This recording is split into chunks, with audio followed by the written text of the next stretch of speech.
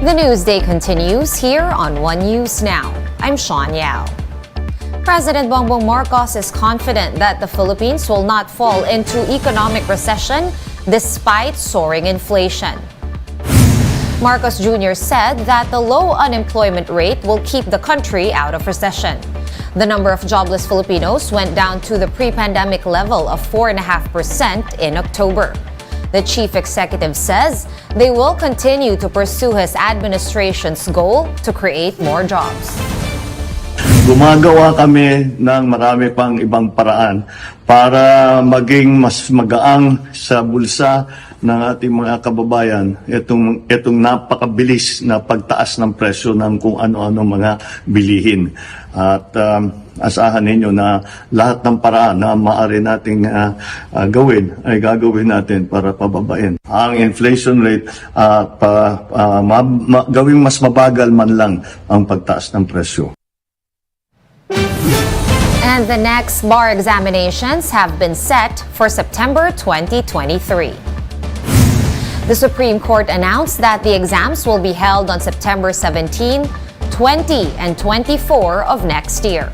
It will be compressed to only 3 days, which is a change from the usual 4 dates spread over 2 weeks. But just as in the past 2 years, the 2023 bar exams will be digitalized and regionalized. And the country's unemployment rate managed to revert to pre-pandemic levels in October. Shyla Francisco with the story. I have here Noah. Daddy is now focused on his online selling business after quitting his job as a call center agent. From earning 20,000 pesos per month in his previous job, he now earns 6 digits from selling branded thrift items.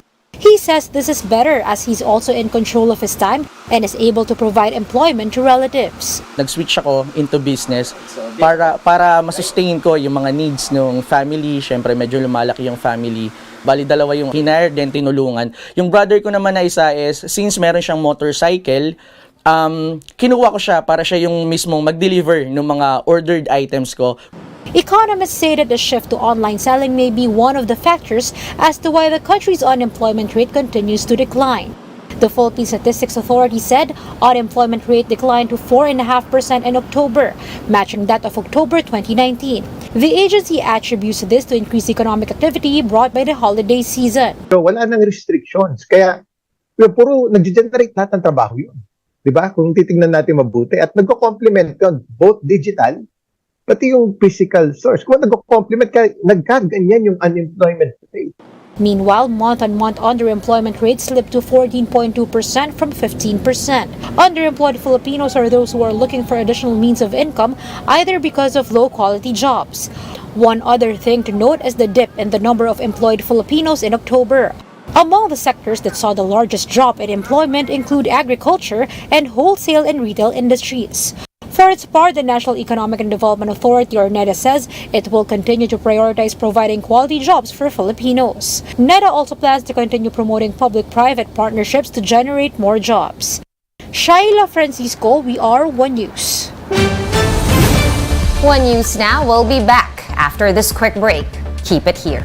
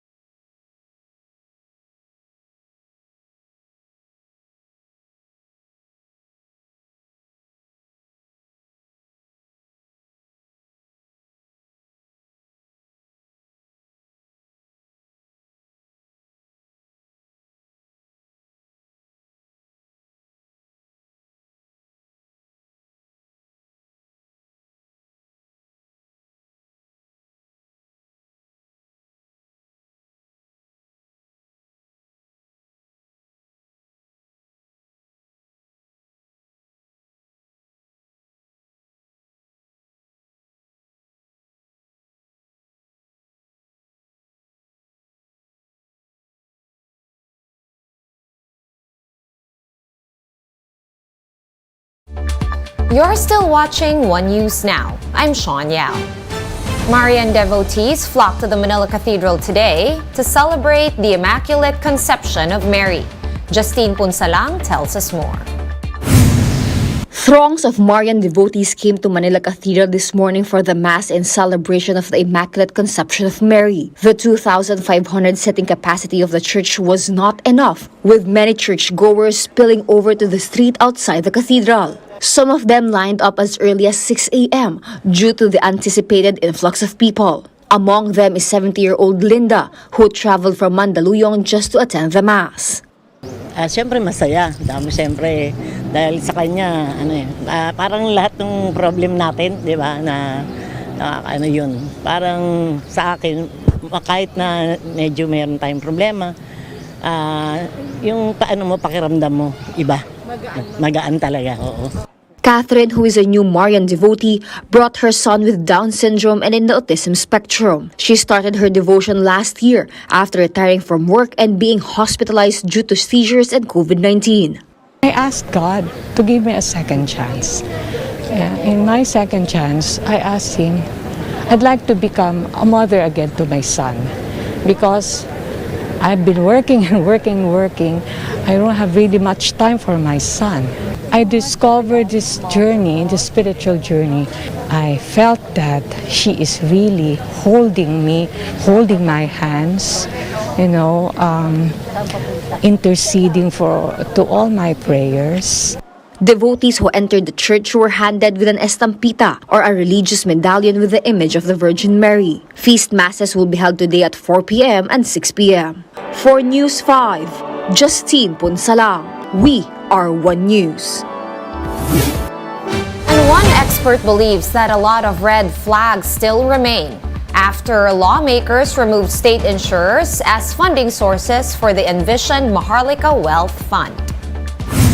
Speaking to Business World Live, Action for Economic Reform's co-founder, Filomeno Santa Ana III, said that conditions are not ripe for the Philippines to set up a sovereign wealth fund. Santa Ana explained that good governance and oversight remains an issue in the country.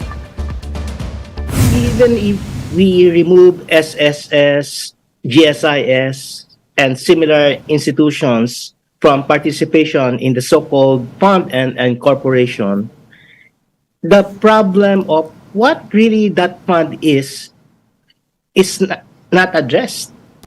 In that bill, there are too many red flags, very controversial provisions which are inconsistent with good institutions, good governance, prudential care, good oversight regulations.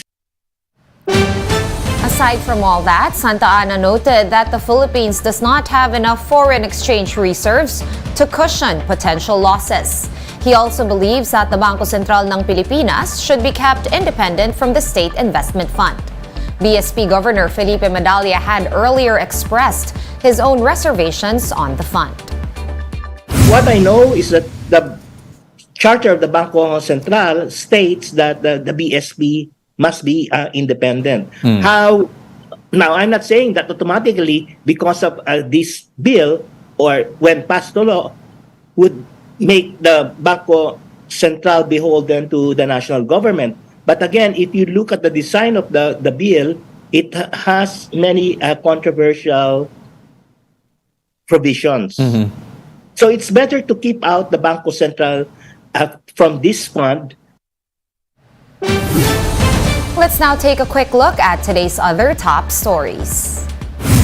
Pag-asa is monitoring a low-pressure area outside the Philippine Area of Responsibility. This LPA was last seen some 1,270 kilometers east of Mindanao. It is expected to dump rains over the Visayas, Mindanao, and the Bicol region in the coming hours. Video sharing platform TikTok has been hit with lawsuits in the United States over child safety issues. The lawsuits state that TikTok algorithms serve up abundant content on alcohol, tobacco, drugs, and sex to users as young as 13 years old. Time magazine has named Ukraine's President Volodymyr Zelensky as Person of the Year. Time noted Zelensky's success as a wartime leader amid Russia's ongoing invasion of Ukraine.